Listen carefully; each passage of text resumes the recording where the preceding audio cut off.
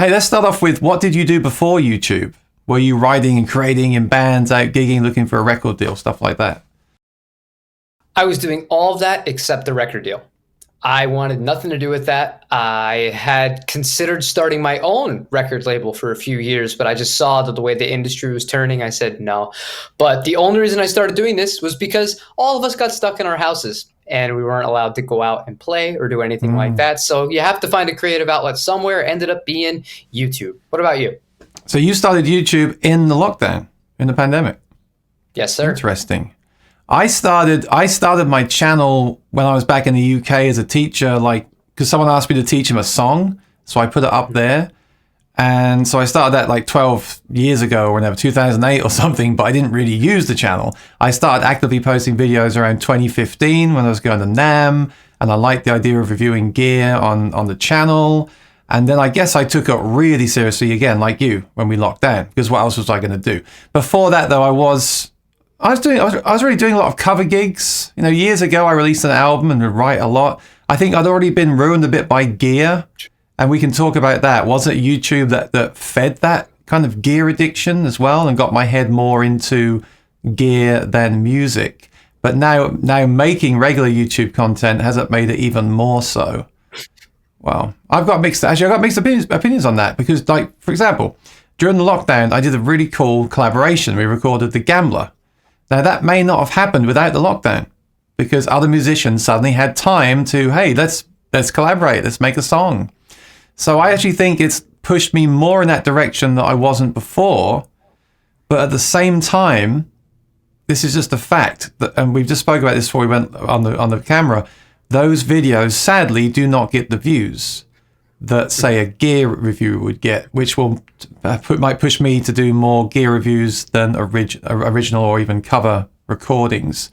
So what do you think about that? And also, do you think that we should be making videos that we know will get views as a YouTuber, or should we be using this platform to be more creative?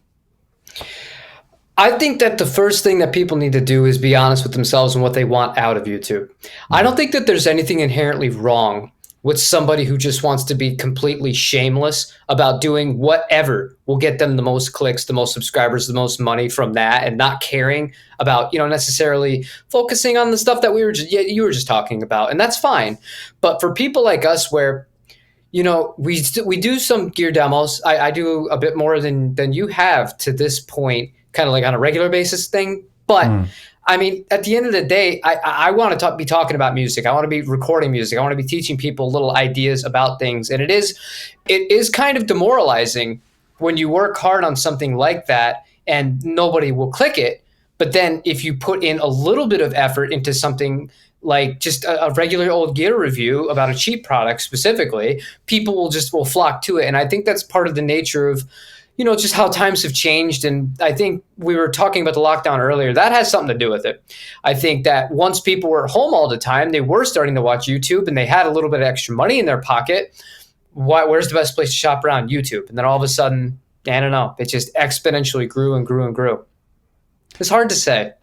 I think just looking back at what I've done and the reviews I've done, people are looking for information on the best products to buy at certain price points, for sure. So if I review something affordable and I say this is great, like I've done that with a couple of $100 pedals, acoustic preamps, the Zoom stuff, where I can say, like, this is really great. I bought it from Amazon, bought it myself. It's a really great product, incredible value for money. People already seem to know about it from other channels or things they've heard, and they'll come to me for kind of validation and they'll go and buy it. And those videos always get a lot of views. And on the flip side of that, if you buy something like I bought the Noel Gallagher signature guitar, the J150, that got a lot of views because there weren't many of them and people wanted to see what the whole thing was about and join in on that conversation. So you got those two ends of the spectrum that get the views. The thing with the lessons, I tried lessons too. I kind of dialed it back actually because I got a couple of students just from doing real life gigs, and I felt like I didn't want to do those free lessons while I'm working with people. So, and also the lessons didn't get many views as well. So yeah, this is a really good point. You got me thinking now. So is YouTube more of a shopping channel where people come to help them spend their money than a place where they come to be inspired and learn? That is a really good question. Or is gear just so important now to a lot of people, as I can say it was with me for a long time? It's only recently I've kind of dialed back a little bit and tried to do more playing. Part of that is because the world's reopening and I want to do more weddings and things. I want to sharpen up my playing, learn new songs, make sure I keep my gigs, you know. So is it that, or and are people not interested in learning? I mean, how are those platforms doing, like TrueFire and the places where you go and pay to learn? Because when you do that, you've got to actually invest money to do those kind of things, haven't you? I don't know what their numbers are like now since the lockdown. It'd be interesting to know how they're doing. They're doing really well. I think that they were up something like 30 or 40%, which is really good. Oh, there you go. And TrueFire is a great place to go. And talking about investing, because we're talking about buying gear and stuff like that. If people were to spend even like a third of it, because for whatever reason, now maybe you can help me understand this. People will have no problem spending $3,000 or $4,000 on a guitar. It doesn't matter what the brand is or whether it's an acoustic or an electric. They'll buy that, but they will look at a course curriculum, like the Signals Music one, where if you really don't know much about theory, you want to like really improve as a songwriter, this is like priceless stuff. That's like, I think it's like $250 or $300, but they'll look at that and they'll be like, oh, absolutely not. I'm not going to do that, but I'll gladly just buy another piece of gear or another amp or something like that. When in reality, if you were to spend the less money and then work on your craft, the gear that you would already have had before buying anything new, you'd be better performing on that. So it really is a catch-22, and it is fun to do new gear. It's exciting for the most part. And I think the reason that I still do it is because I'm picky on the pieces of gear that I will review. I won't review every Harley Benton. I refuse. There's some I just don't like. And I think it will come off as disingenuous, because it would be if you just watch me reviewing something or watch you reviewing something and we don't care about it. And you know that we're only doing it to make it so that we'll get views on YouTube. But to get what's the point at that point? Yeah, you feel like me saying, this is the Noel Gallagher and he inspired me to play music. That's an obvious one, right? But yeah, that's different to just grabbing a guitar and being like, oh, I got it first kind of thing, which does happen and it does work, to be fair. Let me put my hat on as a viewer then, and not as someone that's making a video. So first of all, I was reflecting on this the other week, because I'm trying to downsize a bit at the moment, and I was reflecting on myself, and I was thinking, well, it's so easy, first of all, to buy something.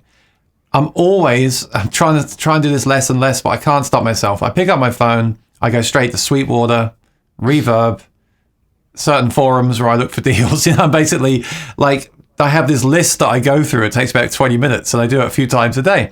And first of all, the first thing is it's fun to buy stuff. It's like Christmas, isn't it? It's like getting a gift. It's waiting for that guitar to arrive. I mean, you know how it is. You wait for the guitar to arrive, and the UPS is here, and you open it up, and it's that new thing. Unfortunately, sometimes you get that thing of buyer's remorse, or there's a problem with it, or it's not quite what you expected. That rush you get as the thing is shipping to you is like a drug. So that's the first thing. Gear is fun. And now, let's face it, there's so much of it, because every week there's something new, and there's more and more affordable, like the Harley Bentons that you can buy easily. There's more and more stuff. So that's the reason. And then the thing with like Signals is I watch his videos. He's awesome. He's a great teacher and really original content. I love what he does. So the first problem is, like I said with my lessons, he's giving a lot of great content away for free. So that's the first thing. I think a lot of people think, well, I got that free content, and I've got Rick Beato, and I've got loads of other free content. Do I need to pay for it? And I've considered that myself. Like, I've thought about doing TrueFire, and I've thought, well, I could just look around enough channels to find that content myself. Do I need to pay? Also, it's another subscription. It's another thing that, so that's the first barrier. You're paying decent money for those services. It's also much easier to buy something than to practice. And I'm not having to go at anyone. I'm talking about myself completely with that, because I know I do that. And something a friend of mine said years ago, I want to throw this in here too. He said he also buys a lot of gear, but he buys a lot of used gear, which is very smart, I have to say. I wish I'd done that from the beginning. But anyway, it's another story. He once said to me, maybe I, meaning him, should sell everything, keep one guitar, and put that money into a personal trainer and lessons. Now let's fight. That is great advice. That is really great. That's like me, right? If I want to go out and perform professionally at weddings, I should be putting my time into my appearance, because that is important when you perform, and my craft. I should be just getting as good as possible. And I'm also, let's put this in there as well. Like, obviously we're doing this video right now. We could be practicing right now. We could be writing a song together right now. Mm-hmm. So clearly we both, and people that are watching this video, enjoy the gear thing. It's fun. Occasionally you do find a piece of gear that is really great for your show and elevates what you do. Let's face it, a lot of gear is also a waste of time and causes more frustrations than they solve. But I think that's all that stuff. It's the cost of entry. It's the work you have to put in. It's the commitment. It's like joining a gym, isn't it? You join a gym, but then you have to go 3 times a week, and a lot of people don't, and the money just goes away. So that's the fear with those kind of like TrueFire and things like that we won't actually be committed to using them. So I don't know. I've also wondered, will things swing the other way? Like, I've got 2 or 3 students now. I wasn't looking for them, but they've approached me. So are these people that bought guitars in the lockdown now looking to learn, and do they want to go back to the old school way? Sounds weird to say that, of having someone come to their house and teach them to play every week and have that one-to-one and that commitment. Because with the websites and YouTube, you don't need commitment, do you? You don't need to log in once you've subscribed. So I wonder if we're going to see more of that as well. I don't know. It's too soon to know, but that's based on my experience, what I've seen. Yeah, and the other thing here is, I feel like when you do spend the money on one of these programs, no matter what it is, if it's Signals or TrueFire or whatever third-party thing, I feel like once you've gotten that money in and you can't get it back, that maybe that might be the kick in the butt that some people need in order to be like, all right, well, I paid for this. I didn't just open up YouTube and search for how do I use secondary dominance, or what is a secondary dominant, just for example, something like that. When you actually have put your money into it, it's like, okay, I've already spent. I might as well sit here and get my money's worth out of it. So I think that's kind of one of the positives, but it's unfortunately, it's getting that over that initial thing of purchasing it to begin with. When it comes to the lesson thing, that was weird. Like, I never wanted to give lessons on YouTube. I never wanted to do any of that stuff. But over the last month and a half, I've gotten so many comments of people being like, "We use, just teach us some stuff. Like, how do you do that? Like, you're really good." I'm like, "What are you talking about?" I'm like, there's a billion other people that you could take lessons from. But the thing is, like, you have to understand everyone is at a different part of their guitar journey. Like, we're at different parts of our guitar journeys. And sometimes you could see somebody or a technique and you might not have seen it or heard it before. And just that one person, they might not be an expert on everything, but you'd be able to pick up that one thing that you really wanted to learn and then just implement it on your own. That's pretty cool. But I don't know. I hope we get to the point where what you mentioned becomes reality again, and we can start giving lessons in real life. Or even if you're not somebody that gives it, if you want to take lessons in real life, because that's always the most beneficial. And I feel outside of, I think the best course, I've done a lot of courses online for reviews. I think the Corey Wong one was amazing. And one of the reasons I thought that was so good is because he had 3 live Q&As that you could sit there and actually pick his brain. And if you had a guitar, you could play out. And would play back, and he would play back with you, which was incredible because it's not just generic, you know what I mean? So you could actually work through it like an actual teacher-student interaction. I love that. And then, the Signals one's really good too, but there's no interaction. The best one, though, for me would be not any individual one person. I'll just, for the sake of an example, I'll say somebody like Greg Koch, who is, in my opinion, the best guitar player that's alive in the world right now. He'll do an independent Skype lesson. Find somebody in that kind of genre that will do it for an hour. Maybe it costs you $50 or $100. It's just you and them. That's it. You save the thing on your computer, the actual stream that you do, and you can always reference it back. And then it's just like, well, this doesn't make sense, or why? And they'll sit there and they'll do it with you. That, to me, is the best way of going about doing this. Yes, there's a lot of free stuff on YouTube, and that is cool, but it's not always focused. And the other thing is, you could find yourself meshing lessons together, and then you lose focus on what you wanted to practice to begin with, and then you have too much to practice, and you do no practicing, and you shop for another Fender. Well, that's something that we could do. We could do some. I thought about that as well. Like do some mini lessons and then offer people to watch our channels one-to-one lessons. And if they want to, you could even put parts of it up on the channel to help others. You could, like you said, the Corey Wong thing is really clever. I hadn't even thought about that. Tie in the in-person with the video. That's kind of cool. I like that idea. I mean, I hope one day we can do like jamming in real time, or have like 20 of us on the screen at once, and like how would you play C, G, and A minor? Go, and you play it in your style, and then I finger pick it, and then someone shreds it. You know, it'd be really cool to. That's the limitation of YouTube for me right now. The fact that we can't jam in real time. We can't have like the viewers on the screen. Like when I perform on Sundays, it's like I see the chat. It's like, it's cool. I like it because I've got control of the sound and I'm not at a noisy bar or whatever. But it's a bit weird not to have a person in front of me while I'm singing a song. I'm singing to a computer. It's a bit weird, isn't it? So that could come with time in the future. That could be a technology thing that opens all that up even more so. That'd be cool. Yes, it's just a matter of latency.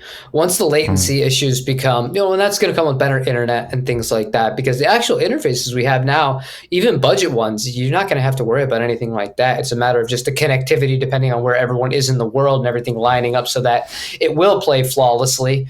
That'll take some time, but that'll be pretty cool. It's part of the reason I'm turned off of doing it right now. It's just weird. It's just kind of weird to can't do it, yeah. Because you can't really perform and have it be fluid. Like if we were in the same room, that'd be awesome. But that's not an option. So I think it's going to happen. To try and find ways around it. It's going to happen. There's a thing called Jack Trip that you each have a box, and it makes them sync up somehow. So you can supposedly. I haven't tried it, but they were at Summer NAMM, and I've heard about it. I'd love to demo it, but it's you've got to invest in the box. But if that technology became more affordable and was built into, say, every router or whatever, that would be incredible. I think that will change things again, I think, in the future. But I think that what we were talking about is a classic problem for everyone, not just in music, is it? It's going out shopping is easier than putting in hard work. So let's face it, practicing the guitar is really hard. I was practicing some songs last week. I was in here for like 3 hours practicing because I'm trying to make an effort to do more of that, and it's just hard work. It's like Tommy Emmanuel says, like, get to work, and that's what it is. It's just hard work, and a lot of people naturally don't want to do hard work. So I think that's where it comes from. Also, look how many temptations there are to buy now. Like, you wake up and you see an ad for a new guitar. There's always new gear coming out. Like, I love Sweetwater, but there's always like another thing coming from them, and then they'll text me like, interested in this, or this guitar's coming out, interested. There's so much temptation. How do you possibly resist that temptation as well? And then do you think that people like you and me are fueling that as well by saying, hey, here's another guitar you should check out? Are we the problem? Are we selling people stuff on here where we should be pushing harder to say, this morning I wrote this, can you finish it for me? What do you think of that? I think we're part of the problem. And I mean that. I really do. I don't think we're entirely the problem, though, because it takes two willing parties in order for it to be a thing. So if it was the other way around, say that in a perfect world, nobody wanted to watch our gear reviews and all people wanted to see was us writing or talking about, the creation of music, I highly doubt we would be making as many gear reviews. It's just one of those things, right? But that's not the case. I think that because I don't know, and it's really weird to say because I know that neither of us make our actual livings off of YouTube. We don't. That's just this is not paying for everything, and that's one thing that kind of annoys me. It's a stereotype that people have of people like us, just generally that watch, and they think that we make all of this extra money and that we're getting paid all of this money by these gear companies. No, maybe for like the super high end people like the Mary Spenders of the world and the Beatos, sure. You know what I mean? I get it, but that is like, how many of those are there? And music is when? It's like, there's like 5 of them that can really do it like that. Do you want that? Do you want to be in the situation where you're making $2,000 a week from sponsored videos and money coming into demo products? No, honestly, no. And the reason I feel like I'd burn out of it, first of all, because I would have to be working with these companies, and I wouldn't be fully independent. I love being independent. I love being like my own boss of this one thing, because so much of my life I'm not the boss of it, so to speak. You know what I mean, with other responsibilities and things like that. So when it comes to this, like, I know what I could do to get way more views, and I'm sure you do too. If it was just strictly about views, I would be doing reaction videos all day, all night. And the only other videos I would be making are gear reviews. That's it. I would just release every time a new product came out from every brand. I'd have a widget that sent me a notification whenever any of these accounts posted something new. I'd see it. I'd be the first one to pop up, make a video on it, because that's all anyone wants. Anyone wants the first person to do it. They're going to click that video as long as your thumbnail doesn't look terrible and your audio is decent. And yeah, and reaction videos, like I said, people love that stuff. So to me, I'm not going down that route. I could. Just like you could. We could go down that. And it goes back to what I said earlier in this conversation. I don't begrudge people that do that. But for me, I don't want to do that, because money is not my number one motivator when it comes to this stuff. I don't know. What do you think? I think this changes as you go, because I was starting to push the channel more and more because I wanted to be a gear reviewer. And then, like, during the lockdown, around that kind of time, I was getting stuff, especially a lot of cheaper stuff to make reviews of. And I honestly, I've probably returned more stuff than I ever reviewed, because I got a lot of stuff that, well, first of all, I got to preface that by saying I have very high standards. I can find fault in any piece of gear, let alone something that I'm not really interested in. But I've certainly found myself wasting a lot of my time. Like, I spent 2 weeks trying to make this thing sound good, and I just couldn't make it sound good, so I sent it back. And maybe I even paid to send it back. Like, what the heck? What am I doing in my life? So that kind of made me change my mind a bit. So recently, I've kind of like gone away a bit from reviews recently, and I want to talk more about the stuff that I actually use at gigs. I want to do more thoughts on music. I've kind of accepted that it won't get so many views as well, but I don't know. Then again, maybe it will. Like, I'm not actually actively writing right now, but if I was actively writing and posting those ideas, maybe they would blow up. I don't know. I actually don't. You don't really know until. I do know the way to get loads of views is to buy a guitar day one. Like you said, I don't think it even matters how the quality is. I saw a guy get one of the Noel Gallagher guitars, and he just made a video with his phone, on his couch with his shorts on, taking out the box, and it got 30,000 views. The fact is, you're right. That is an easy way out. Like, and it's very hard to compete now, because people like Mary Spender are getting those guitars a week before they release. So therefore, they're going to get the reviews. Even if we manage to get one on day 2 or 3, they've already got those views. It's already starting to tone down. There's also certain products that I know always get reviews. They just get thousands and thousands of views because they're kind of mainstream products. Like, how do you program this? How do you use this piece of gear? Even my JBL videos, they got a lot of views because a lot of people are buying those speakers because they're affordable and they want to get the most from their money. So that's the theme here. What's affordable? How do we get the most from money? That makes total sense. I totally get it. And those videos are useful. I don't know. In regards to the music, I just don't know. I guess for me, if I'm being completely honest, I'm not writing right now. Maybe I should do more of that and just throw everything up here and just see what sticks and what doesn't. And then if a really cool piece of gear comes out that I really want to talk about, then talk. I think that's the key. You've got to be yourself. You've got to be honest. You've got to be real. But you've also got to give people enough content as well, where especially if you're going to do memberships and things like that, you've got to give people their value in that as well. So then what content do you give them? Do you keep giving them more reviews? Or do you give them more? I don't know. This is really tough. You know what the best thing to do, I think, is to ask the viewers what they want. So what do you want from the channel? We want more of this. So you give them, right? Why not? Because they're, especially the regulars. I'm not saying certainly not all my subscribers watch my videos, but I have a pool of people that really support me and are really great.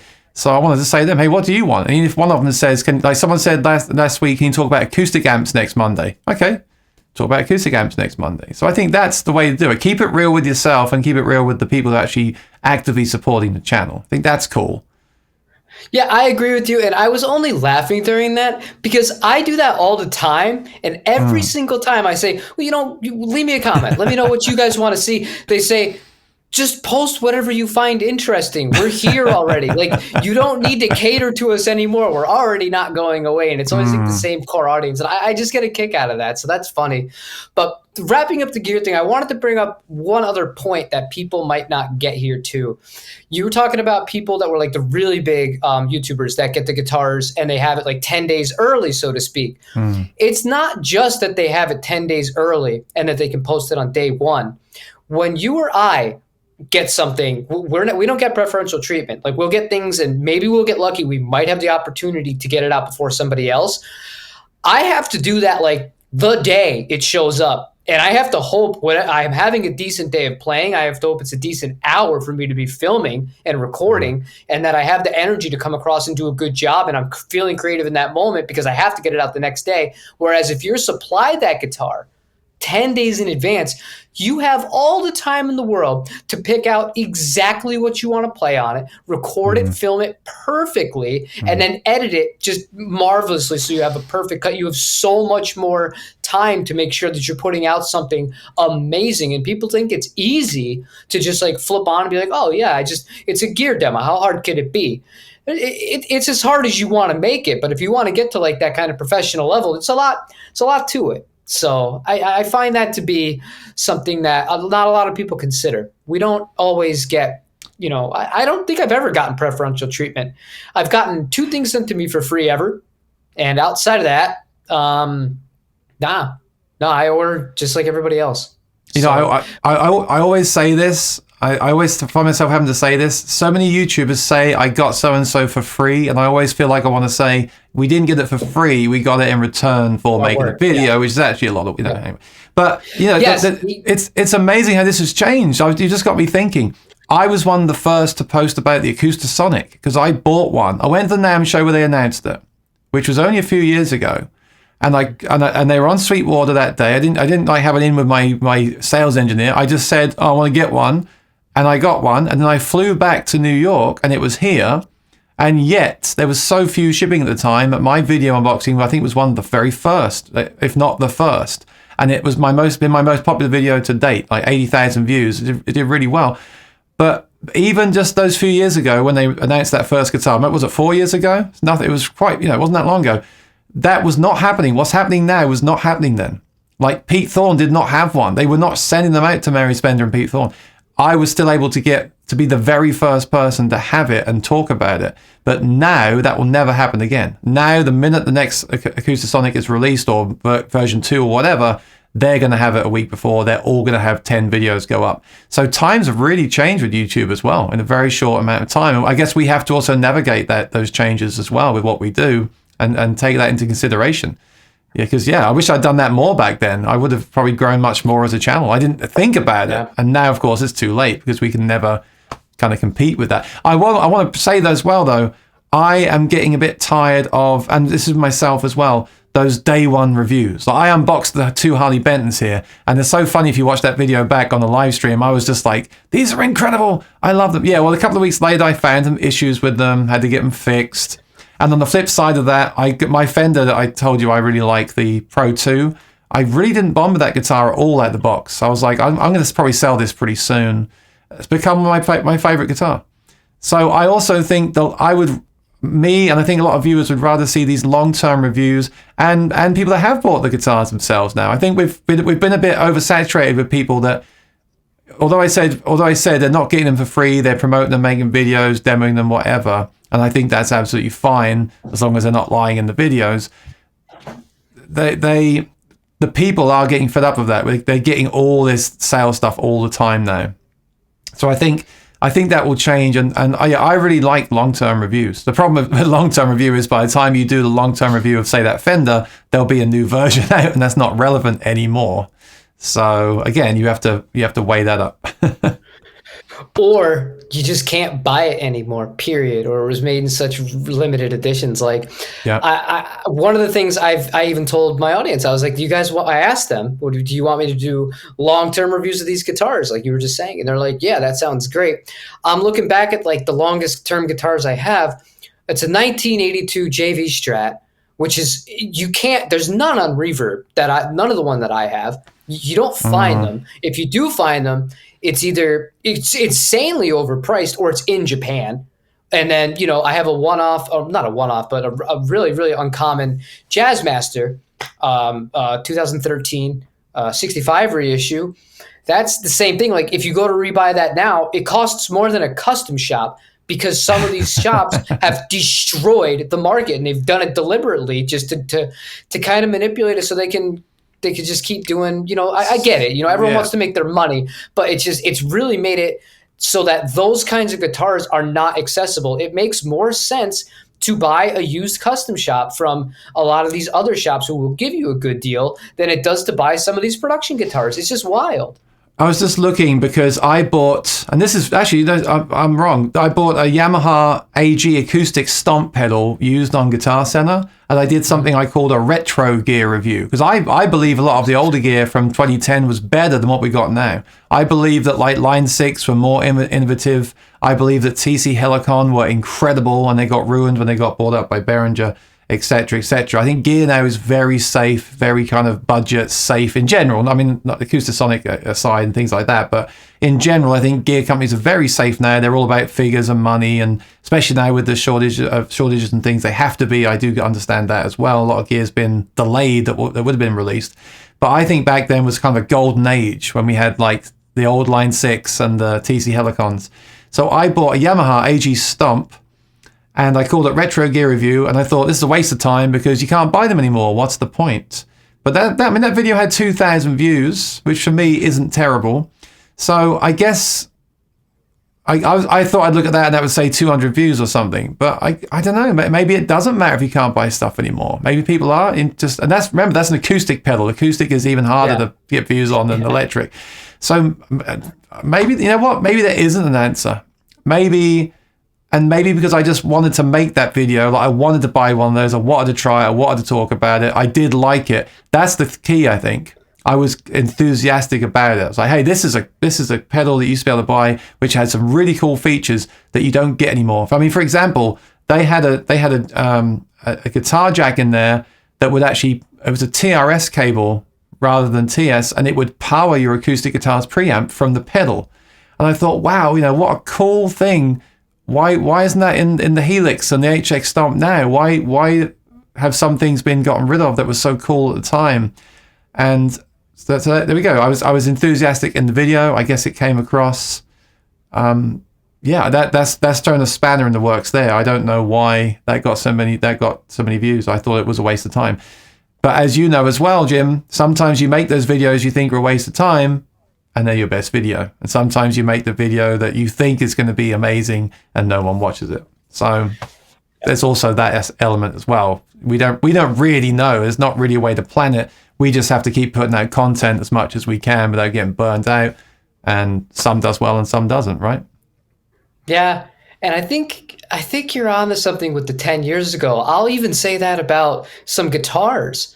I think that like the Mexican Fenders from 10 years ago, I'd much rather have a lot of those than any of the new ones. I never played one, but I'm thinking more innovation. Line 6 had their own PA systems, the Variacs. I still use TC Helicon stuff now. I think it's still incredible. The harmonies and everything are still out of this world, and yet they're really just running on empty now. They're just, chugging along, not releasing anything new.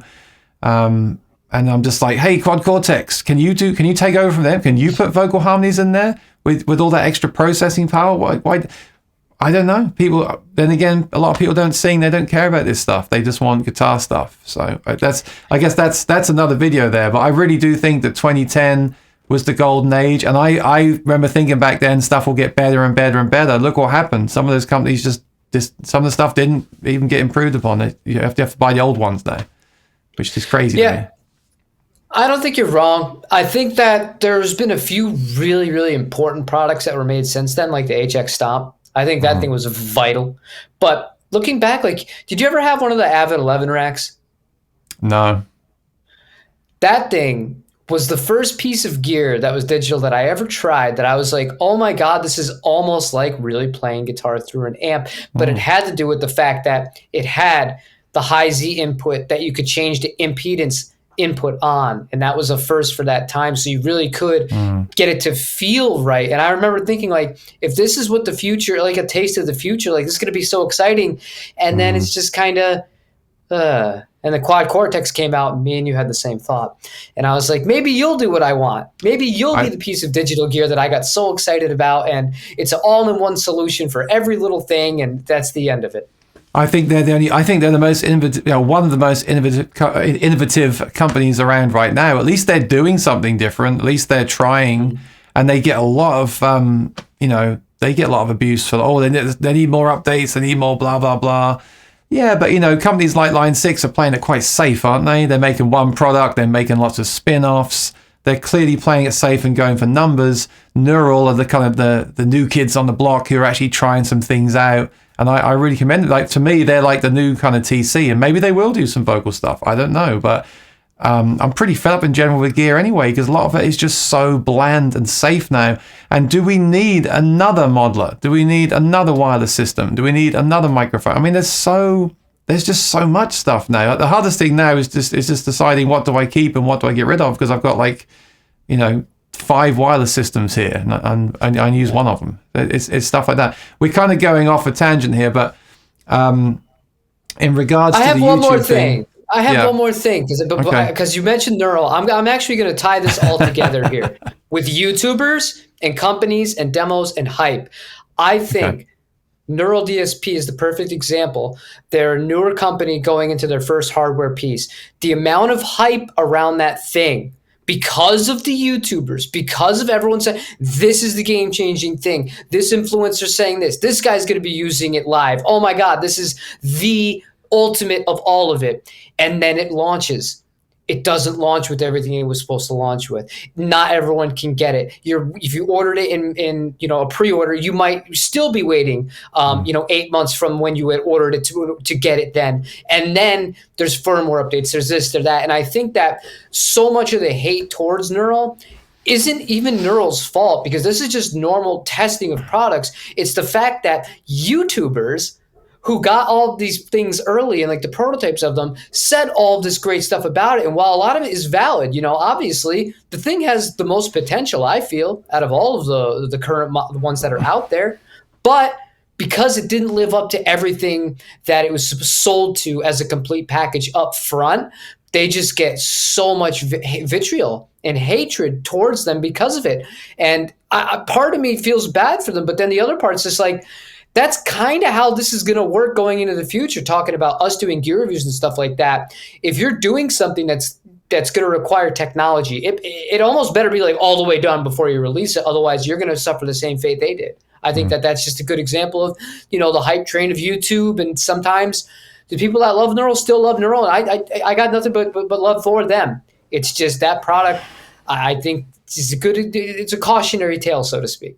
Well, first of all, any publicity is good publicity. So they've won, because you still can't get one from Sweetwater. So there we go. They're fine. I was at that NAMM show. I posted the video on that thing. So I was one of the people responsible in a way. Like, hey, look at this. It's really cool. But I still stand by that. I did think it was cool because I wanted something small and powerful. The Helix 4 for me is too big now. It was fine when it came out. It's fine for certain situations. But I'm in New York City. I want small gear. The Quad Cortex being that small and offering all these things, I was like, this is it. This is the product for me. And I did pre-order one, right? So I get it. Now, the only thing they did wrong, in my opinion, and my friends have told me as well, I agree with it, they promised things at launch that were not in there. And that's a big mistake. To say it was going to launch with an editor and plugin support, that was a big mistake, because that's a lie. That's false advertising. You can't deny that's really crappy they did that. Yeah. So that was bad. But I mean, I can, a lot of people on, especially I'd say not just YouTubers, Facebook groups and forums, as well as YouTube, they've had a lot of attacks for like, well, it doesn't do this, this, and this. It's not as good as this and this and this. I was a bit on that train to start with, because like it didn't have a looper, and I loop all the time. That last update they dropped though really fixed things a lot for me. That made me think, okay, I'm on board now, because that's got the looper, new effects. They've fixed a few issues they had. I I love it. I'm disappointed there's no editor, because now the Kemper has an editor and this one doesn't. The new Line 6 amp has an editor. Why doesn't this? Why doesn't the Helix? Why don't they all have an editor now? Why don't all these products support our cell phones and iPads? I don't understand it. But yeah, I was partly responsible for that, and I was on that journey because I pre-ordered too, and I got delayed, and I had to wait for it. Mm-hmm. But here's the thing with that product. I took my time. Of course, I jumped on the hype train when I got mine because I was one of the first to have it. Of course, I made videos, but I went live with it and did a concert. Of course I did. Why not? But reflecting on it now, I do think it sounds really good. I really like the potential. I like the fact they're doing cool things with it, like that looper. It's really interesting what they've done with that looper. They haven't just thrown it in there. And I also think that any product we buy now that's digital is going to have those teething problems. Like even the new iPhones come out with some problems, and that's Apple. That's Apple behind it with them unlimited money. So it's something we have to get used to. I think maybe people shouldn't blame technology for that reason as well, and they should. It's like they say don't update your computer to the latest operating system on day one. I'd say the same thing with gear. Don't buy a new digital piece of gear on day one and expect it to work flawlessly. In fact, why not wait 6 months and see? Well, we can't. I bet it brings me back to what we started with. We can't wait. We have to buy it now. Give me the thing. That's exactly what it is. We want it all now. Then we realize it's new and needs work, but we're not willing to wait for that work to be done. And we sell it and we go out and buy a Kemper. Then we realize that the Kemper is really old now. We want the new one again. So we sell that and buy the new one again. And you get caught in this thing. And, lately I've just been plugging straight into a tube amp anyway. And honestly, that's my favorite thing. So like, what am I even doing here? But yeah, I'll throw that in there as well. But yeah, it's fun. It's fun to buy stuff. It's fun to search for stuff. It's fun to watch videos on stuff. It's fun to talk about stuff on forums and things. And I'm interested in people watching this video today. I mean, this is also a journey. And, lately I've been kind of trying to get back into music myself. That's a personal decision, isn't it? Like committing to lessons and things. That's a personal decision that you have to make. Some people, I'm not saying people, I don't want to sound preachy either. Some people don't want to do that. Some people want to just buy guitars. Some people buy guitars and don't play them, right? Some people buy guitars and collect them and hang them on the wall and look at them. That's fine too. It's all fine. I think the only problem is if you do have a creative thing inside you that you're suppressing, and I'm talking about myself again. I have recorded an album in the past. I would like to be creative again, and I definitely think a lot of this stuff covers that creativity because it's just easier. It's easier to even make a video. I mean, making a video and editing it is not the easiest thing in the world to do, but it's easier than writing a song and playing it to your friend. And what do you think of my new song? That's a really hard thing to do, right? And get the criticism and stuff. So, but yeah, Quad Cortex, I just think it's great what they're doing. I don't think they care because they're getting all this publicity. I mean, we're talking about it right now. Yep. So yeah, no, I thought it was the best sounding thing, and I was one of the only people thought I was being paid by Neural because I wasn't complaining when I had it about it missing features. I wasn't complaining it didn't have a looper. I wasn't complaining about any of that stuff because I was like, look, I bought this so that I can run my guitar in it, and then my wife can put her vocals into a second input right in and have her own effect. I'm like, this thing is perfect. But the problem became if I didn't have that old school mentality of always bring a tube amp with you to a gig, I would have had because it failed on me at a pretty decent gig, and I would have been done. I would have canceled like 20 minutes before we were supposed to go on. That would have been the absolute worst case scenario. And at that point, I said, you know what? For now, I want to revisit it. I definitely, that's the only digital piece of gear that I'm like, yeah. I once it's like finished, I'll be happily revisit it because the functionality, you can't beat it. I thought it was great. And I thought it sounded great. I thought it sounded amazing. It does sound, yeah. Even the models, I quite enjoy. I love that product because you can just throw an amp model, throw a cab, throw a reverb, and play, and it sounds really good. I've not found that with many products until this point. I find it with my tube amp in the room or through my aux box. I love that combination, but the QC is the thing that got the closest to me for that. And also, I love the interface. But like you said, it's cool that I can run a mic and a guitar in. I do wish they'd make an app. I don't think they're going to, which seems ridiculous to me. Because if you want to change your levels, you got to get on the floor and change them at the gig, which looks a bit silly when you could do it from your iPad. I think, see, even them, as far forward-thinking as they are, they're not forward-thinking enough, I don't think. That thing should have an app. I don't understand why it doesn't.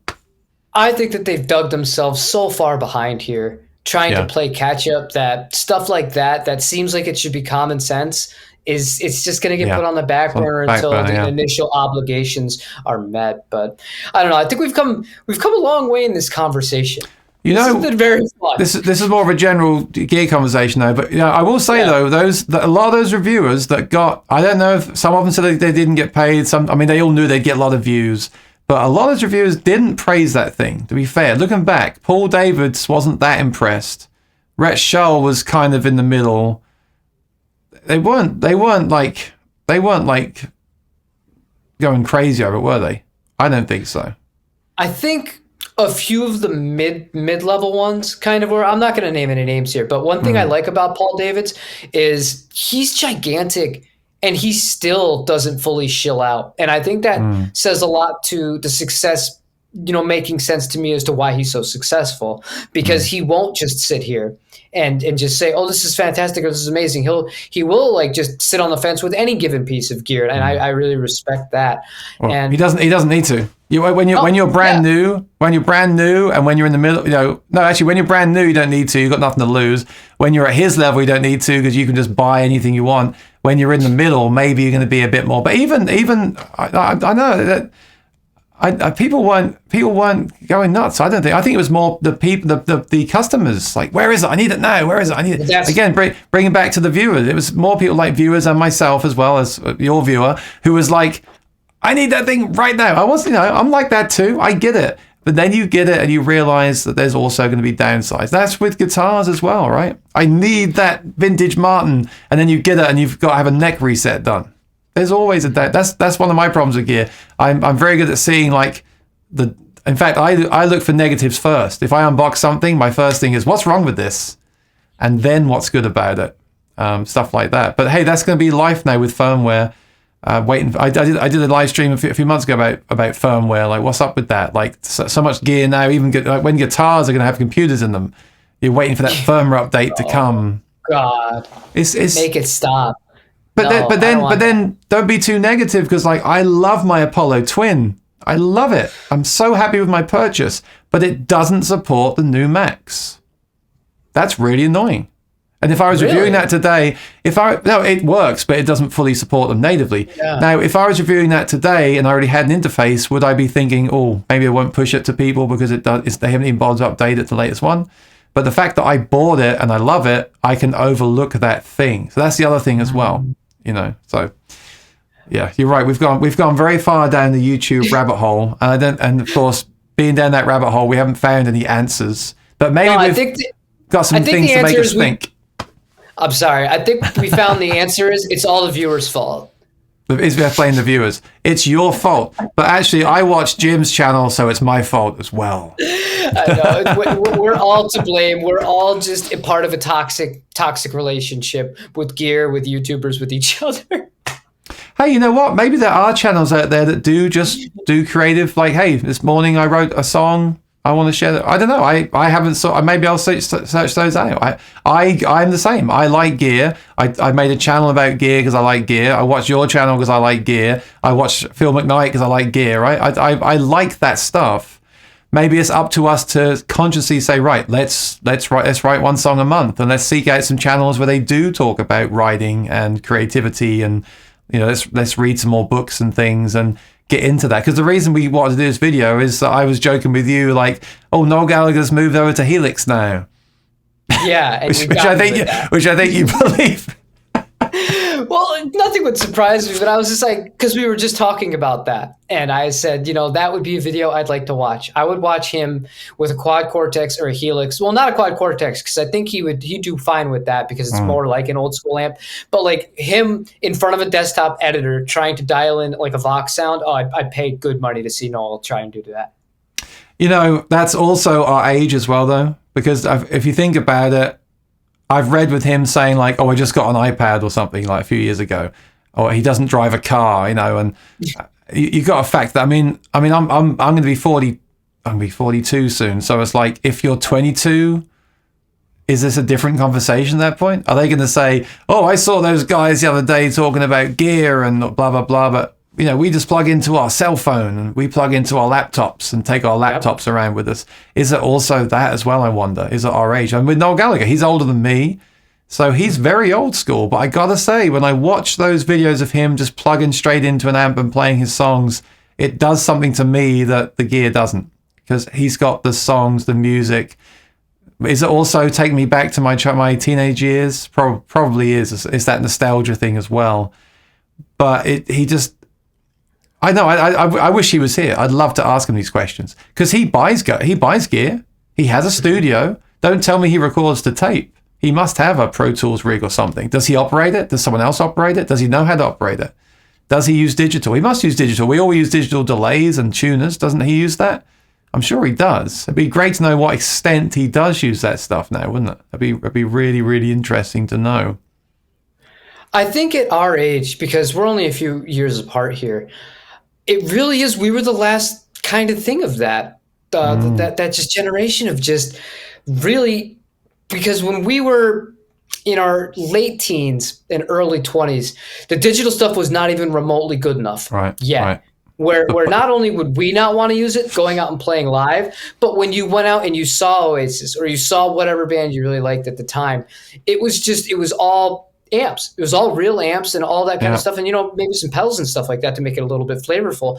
But like, that's that visceral connection to not only like that sound, that feeling of the air pushing you, and just what your memories of being a kid and what you see. So I think nowadays people, maybe a 17-year-old who listens to like Tim Henson, who's gigantic, they look at his neural plugin and they're like, I could sound just like him for $125 if I have just an interface to plug into my laptop or iPad. Why the hell are these boomers buying $2,000 tube amps and worrying about what guitar it is? I can make any guitar sound like anything because the signal's so modified anyways at this point. Yeah. What does it matter? Yeah. So that's a good point. We should have brought that in earlier. Our age has got to be something to do with this. And it'd be great to speak to like Noel Gallagher. It'd be great to speak to a 20-year-old.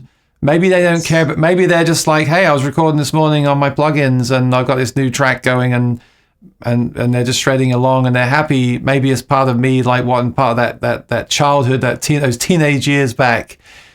I don't know. That'll take more thought. I remember when that Noel Gallagher guitar was released, it took me right back. I watched the documentary, and a bit like when I watched the Beatles documentary, it gave me the same kind of feeling of just this music and creativity. But even the Beatles were getting the latest gear in for those sessions. They had a synthesizer sent to them, one of the first ones. They weren't saying, "Oh, I'm not using that." They were using it. They embraced it. So I think a lot of these people would use the technology now, but as we all know, sometimes the technology takes over, doesn't it? Because we end up trying to fix something or install a driver or find an IR rather than just play. So that's why that new Line 6 amp was so cool, the Catalyst, because they've just given you 6 sounds and you go. They've buried all those other options. As great as the Fractal stuff is, there is so much a temptation to just jump in there and tweak all day long. So I think, back then we didn't care about, we got an amp, but it was an amp, right? We got an amp, turned it up, and we was okay. Well, how does this song go? It wasn't, or what should I use today? I could do it. If we were going to jam today, I'd spend more time thinking about, do I bring the Quad Cortex or my amp, than what song are we going to play? I think that's what it is. It's technology, and that goes for the gear, and also the fact that we can do stuff like this now from our homes. We couldn't do this before. We didn't have this option. So now it's just this flood of stuff, and I think the stuff is taken over from the music, because I haven't, and I blame myself, I haven't written a song in ages, and I haven't heard a song that I like in ages either from anyone, and that includes YouTubers. Have you noticed that? When's the last time anyone that you watch on the channel has said, hey, here's a song I just wrote, and you said, that's a really good song, and played it on repeat like you used to in the old days? I haven't done that. So Corey Wong. Oh, really? That's it. He's the only one that because he's not like a YouTuber in the sense that we are. Yeah, he's kind of like skirting. But he does YouTube. Yeah, I like the way he does it. He does it really well, because he's still clearly an artist, a musician, but he also is a creator. He's not he's not kind of, I'm not say selling out, but he's riding the wave really well, really cool. And that's another good point, isn't it? Noel Gallagher's not doing YouTube, is he? He could jump on here and do that, but he'd get loads of views if he did his stuff. Everyone would watch it. He'd get hundreds of thousands of subs, make loads of money. But I like that he doesn't. I like that he just releases music, does the interviews, and that's it. He's keeping that artist thing alive. I don't know. So there's so much to think about here. As always with YouTube, we've just raised more questions than we started with, I think. Yeah, I think we've done. I think we've done ourselves a disservice. We started somewhere. We weren't even exactly sure where we were going to start, but where we have ended up, I could not have foreseen that.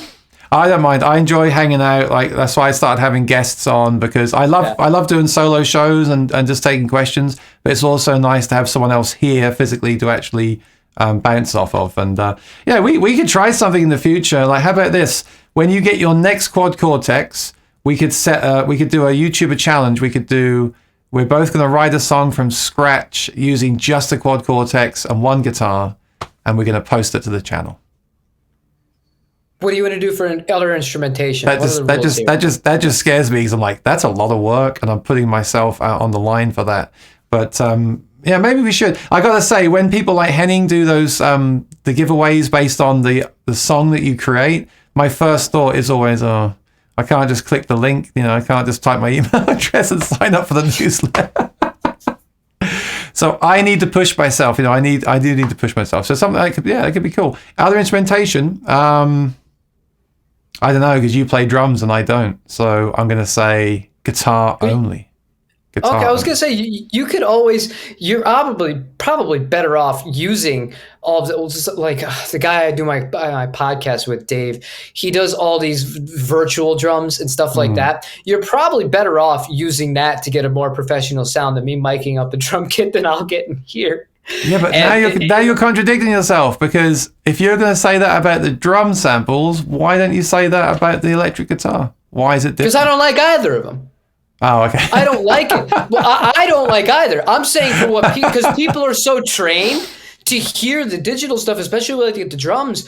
Like if you listen to a lot of more aggressive music, 99% of that stuff that you hear on the radio, it was tracked on drums. It's all sample replacements or sample things added on top of the actual drum tracking. It's not 100% real anymore. Everything is just so overhyped, and I can hear it immediately. I'm like, oh, those are samples. Like, how do you know? I'm like, I know that. And it's just, you learn that way, especially when you're out there in Southern California. You see all these little things that you wish you had never saw, because the magic kind of gets ruined with the way that music is made now. But I would rather have a less like modern professional sound and track the real drums and track through the Mesa Boogie all day. I'm happy to do that. That's just, but the average person, they don't want that. So I get it. In the old days, you throw a drum loop up and write the song, and then go to a studio and hire a drummer to play those parts, and it would be so much. I mean, luckily I had access to some really good musicians when I was in London. But even if they're not, it's just the real thing. I agree, it's great. But like you said, sign the times. The songs you hear now are tuned, are timed, are quantized. And does that mean now that listeners want to hear? That's another conversation we can have. Do listeners? We should say that. This is one that we need to do a whole thing on entirely, is the modernization of music itself. We'll talk about gear. We won't talk about YouTube channels. We're just going to talk about the approach to song recording. Not even just the writing part, the recording part of it. I think that would be a great conversation to have. I think we should make this a regular thing, and we'll save that for the next episode. Perfect.